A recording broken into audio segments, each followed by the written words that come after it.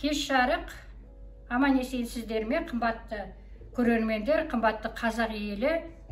Міне ауыз ашарға міне осындай бауырдан жасалған котлет дайындайтын боламын.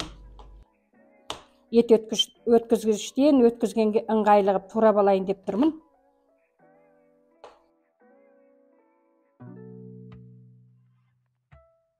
Оразаларыңыз қабыл болсын, қымбатты халқым. Біз бір үйде үшеумізде ораза ұстаймыз. Со ауыз ашарға осындай тағам жасайын деп жатырмын бүгін. Пиязды енді өте көп қосудың қажеті жоқ, сондықтан менде өте үлкен пияз екен. Соның аз ғана бөлшегін алып қойдым.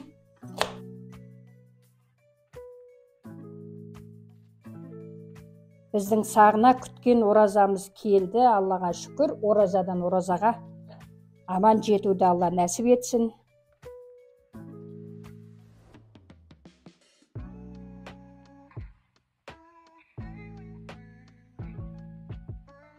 Енді мына бауырымызды сыртындағы пленкасын, қазақша айтқанда шырышты қабатын алып тастаймыз.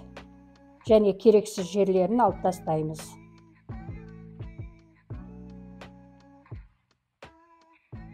Бекер тұрмай, бала кезімдегі бір қызықтарды айта тұрайын. Мектепте оқып жүргем, шамамен жасым сол 11 ай 12-ге толада қойған жоқпын. Анам ол кезде ауылда 7-8 шақты бала туылады ғой, өмірге келеді.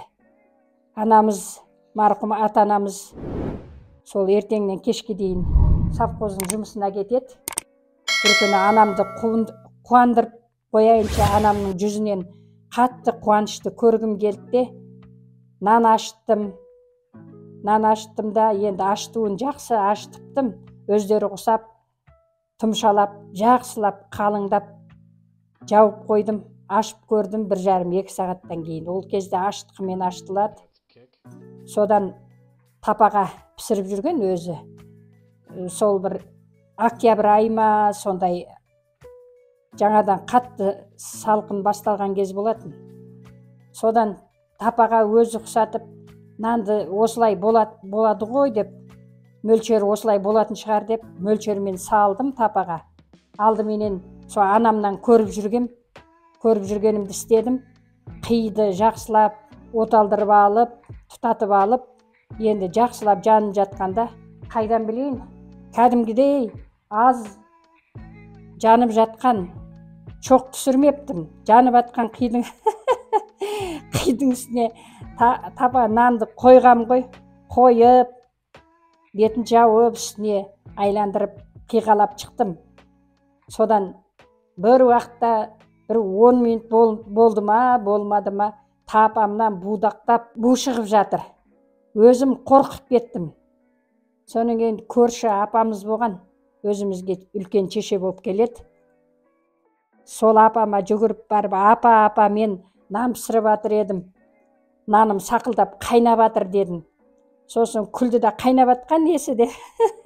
Келіп тапаны, ой, шырағым-ай, мынаның бәрін жақсылап тұрып өртеп, жақсылап күйдіріп жатсың ғой сен деп, асты күйіп жатыр міне наның деп, жаңағының бәрін алып қоя тұр, енді қазір кішкене шоқ түссін деп, жөндеп, шоқ қып-қызыл біраз шоқтандырып, оны тапаның үстіне ыңғайлығып салып, үстіне айландырып, қиды қалап, міне осылай қып пісірет деп.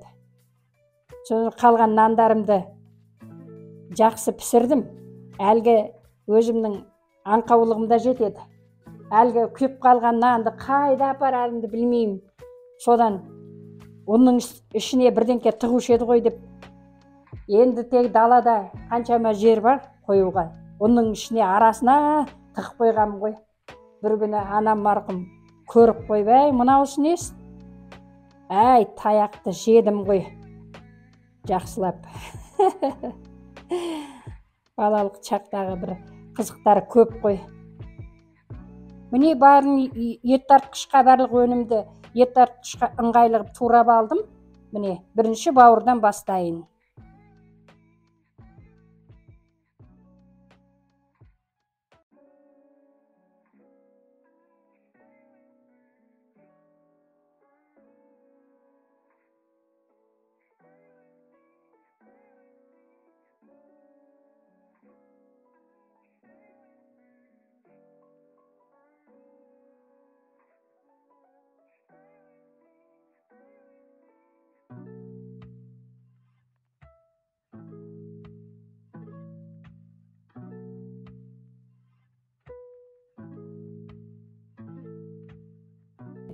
Міне енді бір сүтімізді құямыз.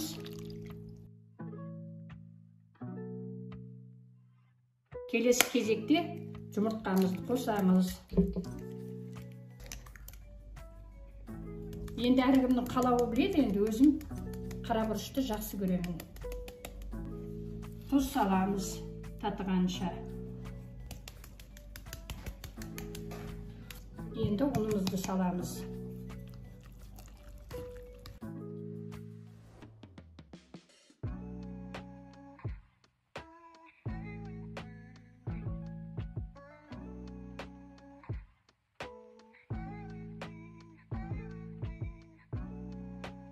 Енді майды құйып, котлетті пісіруді бастаймыз. Енді бисмилля деп котлетімізді құяйық.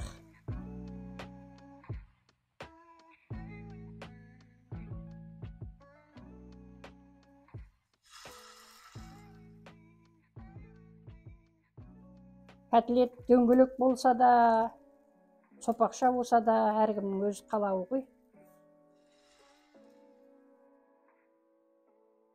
Мен енді қалай түседі өзі солай. Солай пісіремін.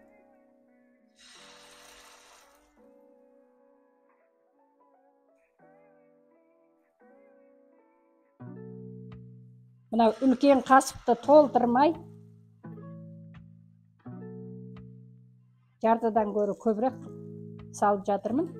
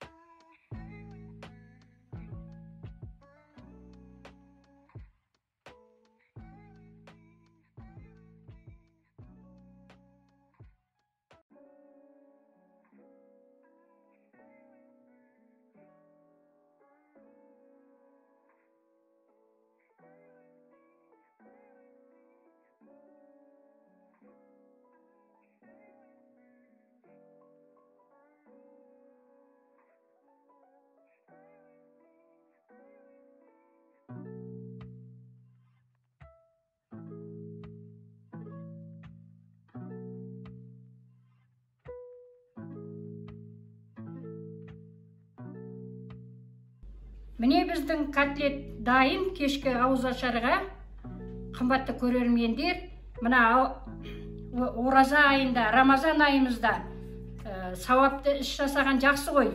Маған міне тіркелім көбейсін, сол жағынан сауапты жасап, маған тіркеліңіздер.